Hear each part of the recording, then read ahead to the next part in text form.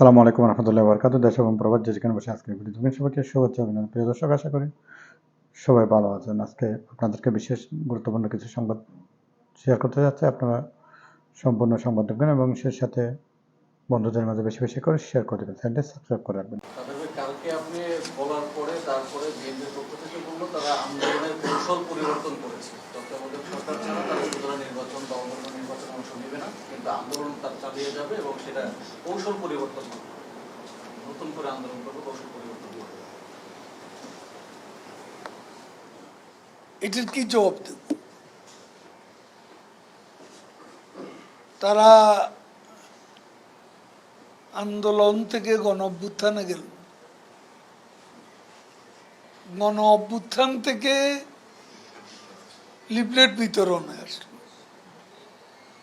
এই গণ আন্দোলন তো অন্তঃশ্বাস, এর কোনো আবেদন পাবলিকের কাছে নেই, পাবলিকের কোনো সম্পৃক্তি নেই।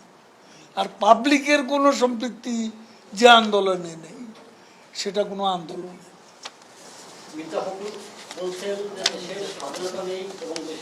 আর কয়টা প্রশ্ন আপনি করবেন?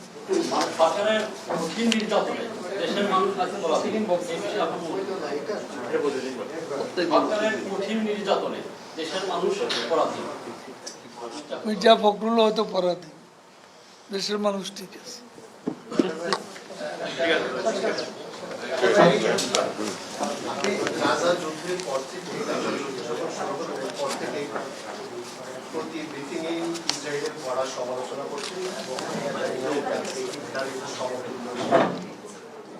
সমতুল্য নয়, হিটলারকে জানিয়ে আগে বলেছেন যে ইসরায়েল যুক্তরাষ্ট্রের দুষ্ট সন্তান এবং ইউরোপীয় ইউনিয়ন সহ ইসরায়েলকে যারা সমর্থন যোগায় তাদেরও সমালোচনা করেছে। কিন্তু মধ্যপ্রাচ্যে যে সমস্ত মুসলিম দেশ আছে তারাও কিন্তু ইসরায়েলকে কোনো কোনোভাবে প্রত্যক্ষ বা পরোক্ষভাবে সমর্থন দিচ্ছে। দু একটা দেশ ছাড়া তাদের ব্যাপারে কিন্তু কোনো কিছু বলছে না। আমি কি সেটা আমি দেখতে চাই। আমার দেশ, আমার প্রধানমন্ত্রী কি রিয়াকশন ব্যক্ত করেছে প্রথম থেকে এ পর্যন্ত? কোনো ব্যত্যয় ঘটেছে? কাজে আমি আমার স্ট্যান্ডে ক্লিয়ার না। আর দ্বিতীয় বিষয় যে সামগ্রিক বৈশ্বিক যে একটা পরিস্থিতির অবদান আপনি করেছেন বা সবসময় করে থাকেন, তাতে মনে হচ্ছে অদূর ভবিষ্যতে কোনো বৈশ্বিক বিশ্ব একটা নিদারুণ সংকটের মধ্যে যেতে যাচ্ছে, নিদারুণ সংকটের দিকে যাচ্ছে। সেই বাংলাদেশে মানে এই সংকট থেকে উত্তরণে বাংলাদেশের সামগ্রিক রাজনৈতিক পরিস্থিতি থেকে বেরিয়ে আসা উচিত বলে মনে করেন? না, আমরা তো সতর্ক আছি, আমরা সতর্ক আছি। এখানে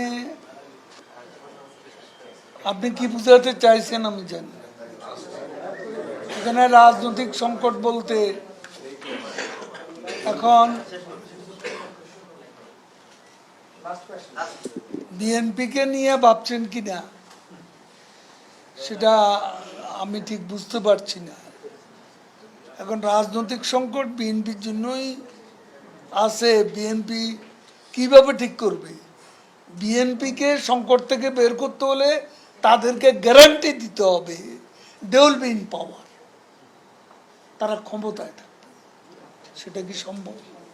150 উপজেলার মধ্যে 50টিরও বেশি উপজেলায় বিএনপি তার কেন্দ্রের নির্দেশ অমান্য করে মনোনয়ন জমা দিয়েছে, তাদেরকে তারা জামাতও দিয়েছে। এই ক্ষেত্রে আওয়ামী লীগ যেটা আপনি দলীয় সাধারণ সম্পাদক, কোনো কৌশল পরিবর্তন করবেন কিনা এই নির্বাচনে? আপনার যে কৌশলটা তো আমার কাছে,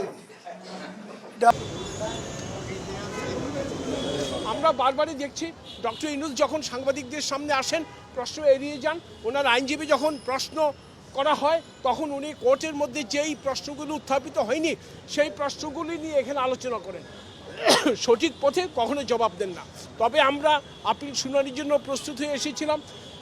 যেহেতু আদালত আজকে ওনাদেরকে সময় দিয়েছে, আগামী 23শে মে আপিল শুনানির জন্য দিন ধার্য আছে। ওই দিন পর্যন্ত জামিন আছে। আমরা সেই দিনের অপেক্ষায় থাকলাম। আমরা সেই দিন আপিল শুনানির জন্য আবার প্রস্তুত হয়ে আসবো। আপিল নিষ্পত্তি না হওয়া পর্যন্ত ট্রাইব্যুনালে 3 জন বিচারক থাকার কথা, আছে 1 জন বিচারক। আইন অনুযায়ী এই আপিলটা যদি আপনি শুনানি করেন উচ্চ আদালতে এটা টিকবে অথবা এটা নিয়ে প্রশ্ন উঠবে না, এটার উপর নিশ্চয়তা আপনি দিতে পারেন? না দেখুন, কোনো আইনজীবী কখনো কোনো নিশ্চয়তা দিতে পারে না। আপনি যেটা বলছেন ওটা লিগাল ইন্টারপ্রিটেশনের ব্যাপার। 3 সদস্য সমন্বয়ে গঠিত বেঞ্চ, এবং সেখানে বলা আছে হাইকোর্ট থেকে অবসরপ্রাপ্ত একজন বিচারপতি। এখন দেখুন, এটা তো সরকারের উপর দায়িত্ব। আমার তো মনে হয় এই জিনিসটা সরকারের দেখভাল করা উচিত। হ্যাঁ, দেখভাল করা উচিত, কারণ আমরা চাই না আদালতের একটি নিয়ে কোনো প্রশ্ন উঠুক। যেমন শ্রম আদালতের রায় হয়েছে, অনেক কথা বলেছে, রায় বিদ্বেষপ্রসূত, কিন্তু শ্রম আদালতের একটি নিয়ে কোনো প্রশ্ন উঠায়নি। উঠিয়েছিল, হাইকোর্টে গিয়েছিল, হাইকোর্ট বাতিল করে দিয়েছে। কাজে আমরা চাই না শ্রম আপিল ট্রাইব্যুনাল নিয়ে কোনো এখতিয়ার নিয়ে কোনো প্রশ্ন উঠুক। আইন অনুযায়ী যদি ট্রাইব্যুনাল গঠিত হয়, অবশ্যই আমরা যে কোনো আপিল ট্রাইব্যুনালেই মামলা করতে সদা প্রস্তুত। একটা শেষ প্রশ্ন করি, আপনি যে দিক বিবেচনা করেন ডক্টর ইউনূস সম্মানিত ব্যক্তি, আপনার কি উচিত ছিল না যে তাকে স্থায়ী জামিন পেতে সহযোগিতা করা? দেখুন, আমি বলেছি আজকে আদালতে, কোড অফ ক্রিমিনাল প্রসিডিউর ফৌজদারি কার্যবিধিতে স্থায়ী জামিন বলে কোনো কিছু নাই। উনি সাজাপ্রাপ্ত, আপনার মাথায় রাখতে হবে, এটা বিচারাধীন মামলা না মাসুদ। উনি সাজাপ্রাপ্ত আসামি। সাজাপ্রাপ্ত আসামিকে বিরুদ্ধে যখন আমরা যাবজ্জীবন সাজা হয়, হাইকোর্টে যখন আপিল করি, হাইকোর্ট যদি বেইল দেয়, লিমিটেড বেইল 3 মাস 6 মাস করে বেইল দেয়, যখন আপিল শুনানির জন্য প্রস্তুত হয়, তখন মামলাটা ফিক্স করে দিয়ে জামিন বর্ধিত করেন। টিল ডিসপোজাল হাইকোর্টে আপনি দেখেছেন খুব rarest of the rare cases, even কি 2 বছর সাজা হলেও হাইকোর্ট ডিভিশনে বেইলটা দেন নর্মালি 3 মাস বা 6 মাস বা বড়জোর 1 বছর, এবং সে অনুযায়ী এই আপিল আদালত তার পাওয়ারটা এক্সারসাইজ করেছে। এখন উনি নোবেল জয়ী কিনা সেটা আমার দেখার বিবেচ্য বিষয় না। উনি সম্মানিত ব্যক্তি, এটা আমার দেখার বিষয় না। আমার দেখার বিষয় হলো উনি আইন ভঙ্গ করেছেন, আইন ভঙ্গের দায়ে ওনার সাজা হয়েছে, উনি সাজাপ্রাপ্ত আপিলকারী। আমরা আমাদের প্রতিষ্ঠানের তরফ থেকে, প্রসিকিউশনের তরফ থেকে আমরা উনি সম্মানিত কিনা সেটা দেখার আইন আমাদেরকে সুযোগ দেয় নাই। উনি নোবেল লরিয়েট কিনা সেটা দেখার সুযোগ আমাদের নাই।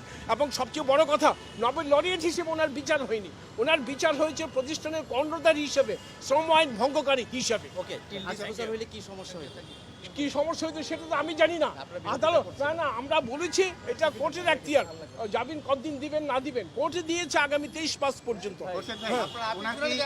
মাসে 2 বার করে হাজিরা দিতে হবে এবং বিদেশ যাওয়ার বিষয়ে কোনো আপত্তি আছে? শুনেন, বিদেশ যাওয়ার বিষয়ে হাইকোর্ট ডিভিশন বলে দিয়েছে, যদি কোনো কারণে উনি বিদেশ যেতে চায় তাইলে শ্রম আপিল ট্রাইব্যুনালকে একটা ইন্টিমেশন দিতে হবে। যেমন আজকে ডক্টর নূরজাহান, উনি 22 থেকে 24 ওনার সিঙ্গাপুরে ক্যান্সারের একটা ট্রিটমেন্টের অ্যাপয়েন্টমেন্ট আছে, সেখানে উনি চেয়েছে, আমরা কোনো আপত্তি দেই নেই। আমরা বলছি হাইকোর্ট বলেছে ইন্টিমেশন দিলেই হবে, কাজে উনি ইন্টিমেশন দিয়ে যান, সেই ব্যাপারে তো আপনারা ছিলেন, আমরা কোনো আপত্তি দেইনি। হ্যাঁ, বিচারক নিয়োগের আবেদন করতেছেন না কেন?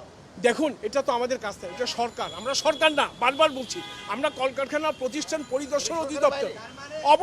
অবশ্যই তারা ইন্ডিপেন্ডেন্ট প্রসিকিউশন করে। আপনি যে সালাউদ্দিনের কেসটা দেখলেন, সেটা কে করেছে? ইন্সপেক্টর করেছে। এই ধরনের 700-800 মামলা পেন্ডিং, এগুলি সবগুলি ইন্সপেক্টররাই করে। কাজে কোথায় না, আমি মনে করি সেই বিতর্ক ওঠার সুযোগ নাই, কারণ আপিল ট্রাইব্যুনাল ওনার আপিল মঞ্জুর করেছে, ওনাকে জামিন দিয়েছে লিমিটেড। আজকে দরখাস্ত শুনেছে, দরখাস্ত শুনে উনি পরবর্তী দিন ধার্য করেছে। তো এতগুলো যদি উনি শুনানি করতে পারে, আপিল শুনানি করতে অসুবিধা কোথায়? স্থায়ী জামিনের সুযোগ নেই, স্থায়ী জামিন বলে আইনে কোথাও কিছু নেই। এই কোর্টে এখন পর্যন্ত স্থায়ী জামিন হয়নি এমন মামলা আপনি দেখাতে পারবেন? সেটা আমার কাজ না। আমার কাজ হলো যে আপনি যেহেতু ওইটা বলতেছেন, তার মানে এটা তো আপনাকে বলতে হবে। হয়নি, এসি পরিবারের সালাউদ্দিনের ওনাকে জামিন দিয়েছে 6 মাস। এসি পরিবারের সালাউদ্দিনকে আমি খবর নিয়েছি পেশকার সাহেবের কাছ থেকে। হ্যাঁ, ওনাকে 3 মাসের জামিন দিয়ে নিয়ম করে আপনাকে প্রতি মাসে 2 বার আদালতে হাজির হতে হবে। যেভাবে হুকুম করে ওইভাবেই আসে, কিছু নাই। এটাকে আপনি কিছু মনে করছেন রেগুলার? আমার তো করার কিছু নাই।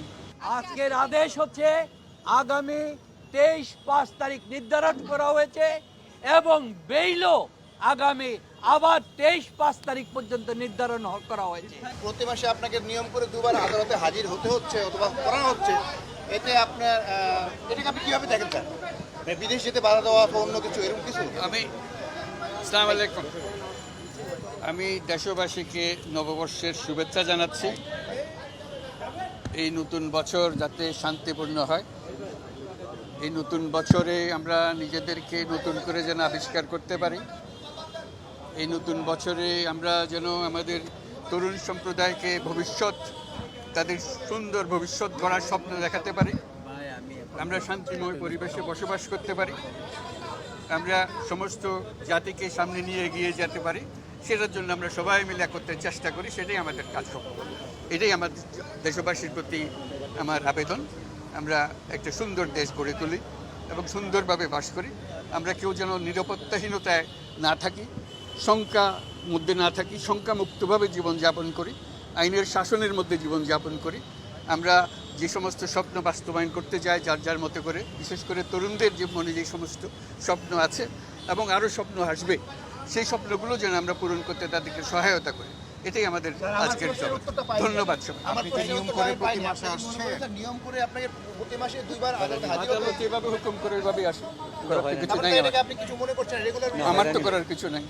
আপনারা শুনেছেন আগর ডক্টর ইউনূস সাহেব একটি কথা বলেছেন, আমি আইনের প্রতি শ্রদ্ধাশীল, আমি আইনের কোনো জটিলতা সৃষ্টি করে আমি কোনো রকম বেনিফিট নিতে চাই না।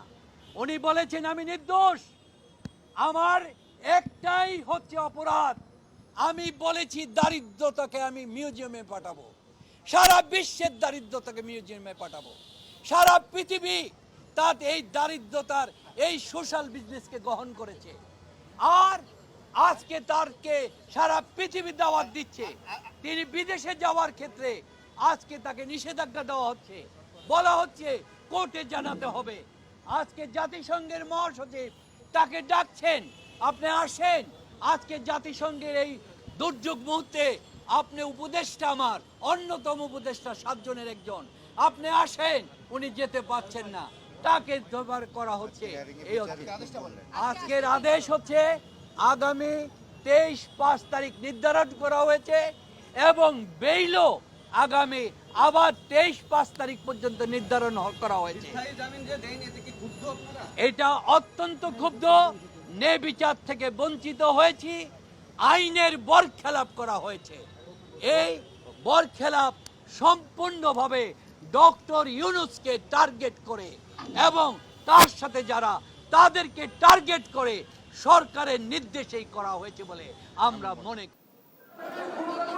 একটি নির্দলীয় নিরপেক্ষ সরকারের অধীনে নির্বাচনের মধ্য দিয়ে দেশে জনগণের সরকার প্রতিষ্ঠার দাবিতে গেল প্রায় 16 বছর রাজপথে সরব বিএনপি। এক দফা দাবি আদায়ে একের পর এক লক্ষ্যের কাছাকাছি গিয়েও শেষ পর্যন্ত আন্দোলনের ফসল ঘরে তুলতে ব্যর্থ হচ্ছে দলটি। কেন বারবার তীরে এসে আন্দোলনের তরি ডুবছে, এমন প্রশ্ন ছিল বিএনপি নেতাদের কাছে। দেশের 95% মানুষের সমর্থন আমাদের থাকা সত্ত্বেও আমরা একটা নির্বাচন আদায় করতে পারিনি। এর কারণ খুব স্পষ্ট।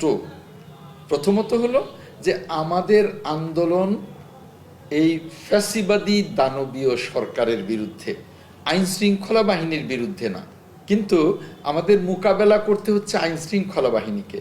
যে কোনো উপায়ে দাবি আদায়ে তৃণমূল প্রস্তুত থাকলেও কেন্দ্রের নির্দেশনায় এখনো শান্তিপূর্ণ আন্দোলনেই ভরসা রাখছেন দলটির নেতারা।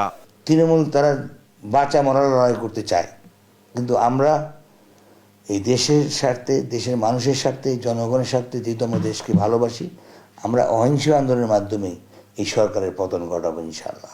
গণতন্ত্র পুনরুদ্ধারে আন্দোলন সংগ্রামের নতুন কৌশল নিতে কাজ চলছে বলছেন দলটির শীর্ষ নেতারা। বিএনপির ডাকে জনগণ এই 7ই জানুয়ারি সংসদ নির্বাচনকে পুরোপুরি বয়কট করেছে।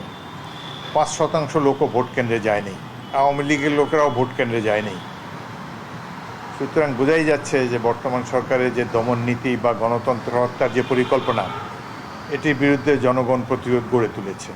বিএনপি নতুনভাবে আন্দোলনের ছক কষে মাঠে নামবে এবং এবার সাধারণ জনগণের অংশগ্রহণ আরও বেশি হবে। লক্ষ্য অর্জনে বিএনপি শান্তিপূর্ণ পন্থার বিকল্প ভাবছে না দাবি দলটির এই নীতি নির্ধারকের। এই যে একটা নেতিবাচক পরিস্থিতি বাংলাদেশের রাজনীতিতে সৃষ্টি হয়েছে, আমি বিশ্বাস করি আজকে সরকারের মূল চ্যালেঞ্জ হচ্ছে সেই বাংলাদেশের কোটি কোটি নতুন প্রজন্মকে সেই নেতিবাচক চিন্তাধারা থেকে বের করে নিয়ে আসা। এর মূল দায়িত্ব কিন্তু সরকারের উপরে বর্তায়। বিএনপি বন্দুক বলুন, বুলেট বলুন, গ্রেনেড বলুন, টিয়ার গ্যাস বলুন, জলকামান বলুন, যাই বলুন না কেন, বিএনপি কিন্তু শান্তিপূর্ণ প্রক্রিয়াটা মোকাবেলা করবে এবং এই নীতিতে আমরা স্থির নিশ্চয়।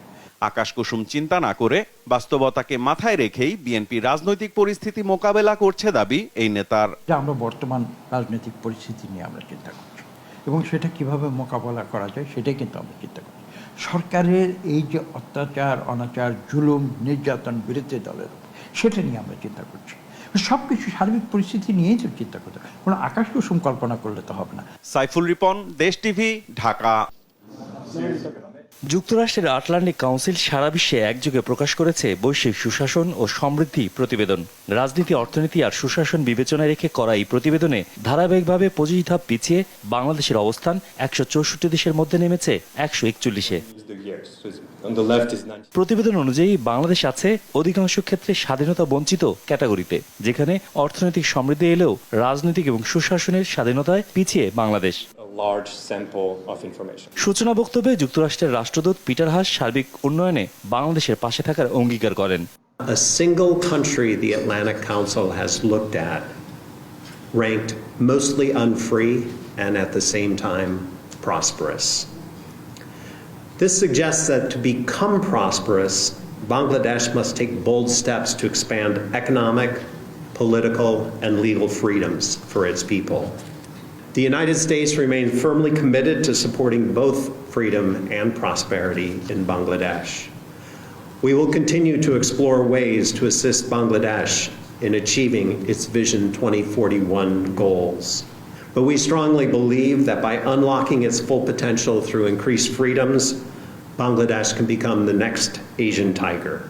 আলোচনায় অর্থনীতিবিদ দেবপ্রিয় ভট্টাচার্য সর্বশেষ জাতীয় নির্বাচনের উদাহরণ টেনে বলেন, আওয়ামী লীগের বিদ্রোহী প্রার্থীদের অংশগ্রহণই বলে দেয় প্রতিযোগিতামূলক নির্বাচন কতটা জরুরি। বাংলাদেশের এই মুহূর্তের যে পিছিয়ে থাকার যে রাজনৈতিক প্রবণতা বা রাজনৈতিক উন্নয়ন, সেটা আগামী দিনের বাংলাদেশের বর্ধনশীল এবং অন্তর্ভুক্তিমূলক উন্নয়নের প্রতিবন্ধক হিসেবে দেখা দিচ্ছে। আমার নতুন বিকাশমান মধ্যবিত্ত এবং বাংলাদেশের যে উচ্চবর্গের মানুষ, সেটা ব্যবসায়িক গোষ্ঠী হোক, সেটা আমার নাগরিক সমাজের থেকে হোক, সেটা আমার রাজনৈতিক গোষ্ঠী থেকে হোক, তাদের আবার একটি নতুন সমঝোতায় আসতে হবে বাংলাদেশের পরবর্তী উন্নয়নের ধাপে নিয়ে যাওয়ার জন্য।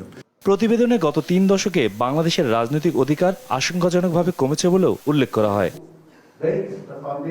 আজিজুর রহমান কিরণ, দেশ টিভি, ঢাকা। যে সমস্ত কথা বলছেন, এগুলোর কথার কোনো ভিত্তি নেই, যৌক্তিকতাও নেই। একটা দায়িত্বশীল পদের থেকে এইভাবে মিথ্যাচার করে জনগণকে বিভ্রান্ত করার কোনো অর্থ হয় না। এই ধরনের মিথ্যাচার করলে এটা জাতির মধ্যে বিভক্তির সৃষ্টি হয়।